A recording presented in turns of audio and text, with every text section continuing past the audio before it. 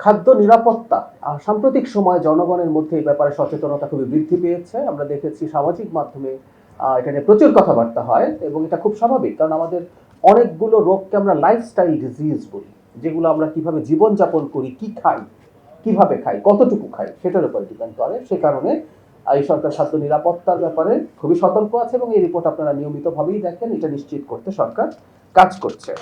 খাদ্যের মান ও নিরাপত্তা নিশ্চিত করতে 2026 মে 2026-এ 2374টি খাদ্য নমুনা পরীক্ষা করা হয়েছে এবং যেগুলোর মধ্যে যে ক্রাইটেরিয়া আছে সেটা যেটা ফুলফিল করে না তাদের বিরুদ্ধে ব্যবস্থা নেওয়া হয়েছে। নিরাপদ খাদ্য বিষয়ে সচেতনতা বৃদ্ধির লক্ষ্যে মে মাসে সারা দেশে 25টি জনসচেতনতা কর্মসূচি এবং 25টি উঠান বৈঠক করা হয়েছে। আমরা এটা নিশ্চয়ই মনে করি যে সচেতনতা খুব জরুরি। আমাদের অনেক যারা খাদ্য উৎপাদন করেন, খাদ্য প্রসেস করেন, তারা অনেক ক্ষেত্রে তথ্য না জেনে এমন কিছু খাদ্যে বা খাদ্য উৎপাদনে ব্যবহার করেন যেটা আদতে মানুষের জন্য ক্ষতিকর। সেই সচেতনতাও করার চেষ্টা হচ্ছে। খাদ্য মজুদ এবং সংগ্রহের কার্যক্রম চলছে এবং এখানে একটা তথ্য একটু জানিয়ে রাখা দরকার। 21 জুন 2026 পর্যন্ত দেশে সরকারি খাদ্য গুদামগুলোতে মোট 21,21,598 মেট্রিক টন খাদ্য মজুদ রয়েছে। এটা একটু জেনে রাখি আমরা, নিরাপদ মজুদ বলা হয় 13,50,000 মেট্রিক টনকে। 7,71,000 মেট্রিক টন বেশি খাদ্য মজুদ আছে। আমি রিপিট করছি, নিরাপদ খাদ্য মজুদের পরিমাণ বলা হচ্ছে 13.5 টন, কিন্তু আমরা 7,71,000 টন বেশি খাদ্য মজুদ করে 21,21,000 টন মজুদ আছে। এই খাদ্য মজুদ আমাদের প্রয়োজন, এক বাজারে দাম স্থিতিশীল রাখা, দ্বিতীয় আপনারা জানেন যে সরকার খাদ্য বান্ধব কর্মসূচি, ওএমএস যে সেল হচ্ছে, ভিজিএফএ বিভিন্ন ক্ষেত্রে এটা আওতা এবং পরিধি অনেক বাড়িয়েছে। সুতরাং আমরা সবচেয়ে প্রান্তিক মানুষদের পাশে থাকবো, সেই কারণেই সরকারের এই সংরক্ষণটা, এই সংগ্রহটা বেশি হবে, বেশি হচ্ছে। প্রাথমিক ও গণশিক্ষা মন্ত্রণালয়, আপনারা খেয়াল করেছেন গত বৃহস্পতিবার একটা ফাইনাল খেলা হয়েছিল আর্মি স্টেডিয়ামে, অত্যন্ত বড় একটা কর্মযজ্ঞ। আমি আশা করি আপনারা মিডিয়ার পক্ষ থেকে এটাকে যতটা সম্ভব জানিয়ে দেবেন। সেটা হচ্ছে সবচেয়ে বড় সাফল্য আমরা যেটাকে ক্লেম করি, একই সংখ্যক আই রিপিট বালক এবং বালিকা দল অংশগ্রহণ করেছে। আমি আগের একটাতে বলেছিলাম, সংখ্যাটা একটু কারেক্টেড আছে।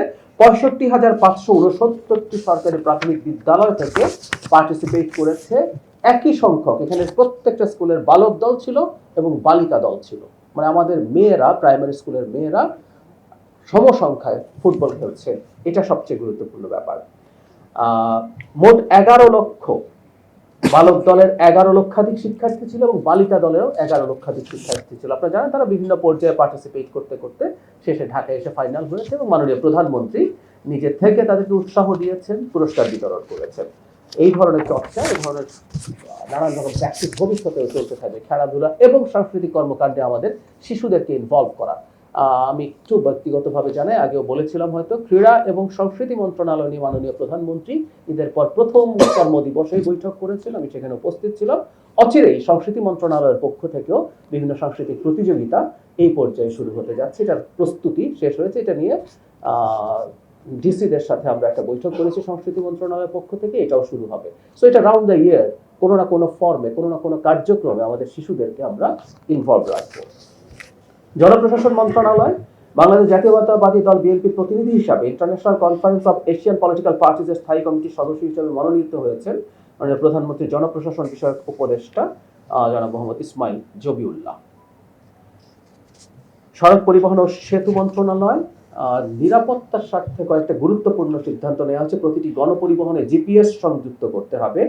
গণপরিবহন পরিচালনার সময় সংযুক্ত জিপিএস বাধ্যতামূলকভাবে চালু রাখতে হবে এবং গণপরিবহনের ফিটনেস ইস্যু ও নবায়নের সময় সড়ক পরিবহন আইন 2018 ধারা 25 সড়ক যেসব নিয়ম আছে সেগুলো বলবৎ রাখতে হবে।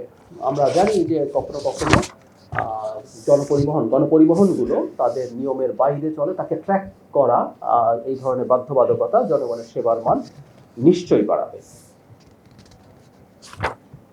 নৌ পরিবহন মন্ত্রণালয়, আমরা জানি যে আমাদের একটা জাহাজ এমভি বাংলা জয়যাত্রা হরমুজ প্রণালী মানে মধ্যপ্রাচ্যের যুদ্ধের কারণে আটকে ছিল।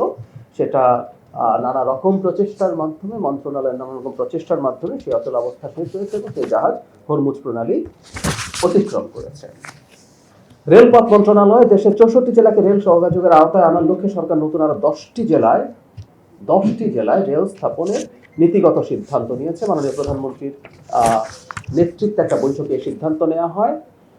এখানে যে যে জেলাগুলোতে নতুন করে রেলপথ সংযোগ করা হবে সেগুলো হচ্ছে শেরপুর, মেহেরপুর, মাগুরা, সাতক্ষীরা, বরিশাল, বরগুনা, পটুয়াখালী, ঝালকাঠি, পিরোজপুর ও লক্ষ্মীপুর 10টা জেলায় নতুন করে রেলপথ সংযুক্ত করা হবে।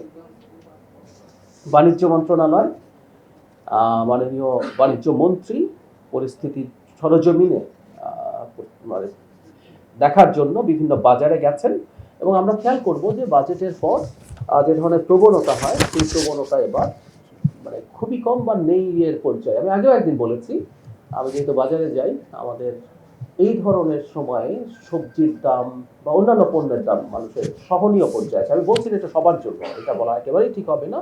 যে দামটাকে আমরাও সহনীয় বলি, এটা আমরা বিশ্বাস করি যে এটাও কিছু মানুষের জন্য আসলে খুব সহনীয় না। এই জন্যই বলছি আমরা সেই ধরনের মানুষের জন্য অন্য কোনো কর্মসূচির মাধ্যমে তাদের পাশে দাঁড়ানোর চেষ্টা করব। স্থানীয় সরকার, পল্লী উন্নয়ন ও সমবায় মন্ত্রণালয় ঢাকা দক্ষিণ সিটি কর্পোরেশনের পরিচ্ছন্নতা কর্মীদের স্বাস্থ্য সুরক্ষা নিশ্চিত করতে প্রথমবারের মতো স্বাস্থ্য কার্ড বিতরণ করা হয়েছে।